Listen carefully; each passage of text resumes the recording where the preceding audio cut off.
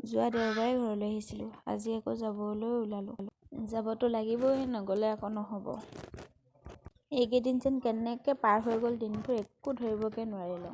মাহঁত পথাৰত আছে যিহেতু সেইকাৰণে মই মাক মাত লগাবলৈ পথাৰলৈ আহিছোঁ। এয়া মই পথাৰত আহি আছোঁ। এইয়া দেখিছেনে মাহঁতে ধান কাটি আছে। মাহঁতক মাতষাৰ লগাই আকৌ ঘৰলৈ বুলি আহিছোঁ। আহি থাকোঁতে আপোনালোকক দেখাওঁ বুলি ভাবিছোঁ আমাৰ সৰুকৈ থকা ফিচাৰীটো। এইটোৱে হ'ল আমাৰ ঘৰৰ ফিচাৰী। আৰু এটা আছে সেইফালে, সেইটো হ'ল আমাৰ খুৰাৰ ফিচাৰী, আমাৰ নহয়।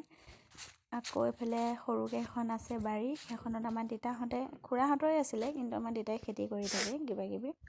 এইফালে ঘৰ পাই ওলাই আহিছোঁ। এয়া আহি থাকোঁতে আপোনালোকক ভাবিলোঁ আকৌ এবাৰ আমাৰ ঘৰটো আগফালৰ পৰা দেখাই দিওঁ।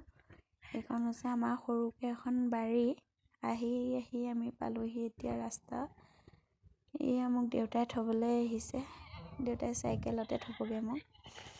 আহি আছোঁ, আহি পেলাই পামহি এতিয়া। এয়া অলপ দূৰ খোজকাঢ়ি আগবাঢ়ি দিছোঁ তেতিয়াৰ পৰা মই। দেউতাৰ লগত চাইকেলত উঠা সঁচাকৈ বহুত দিন হ'ল নুঠা, আজি উঠিছোঁ।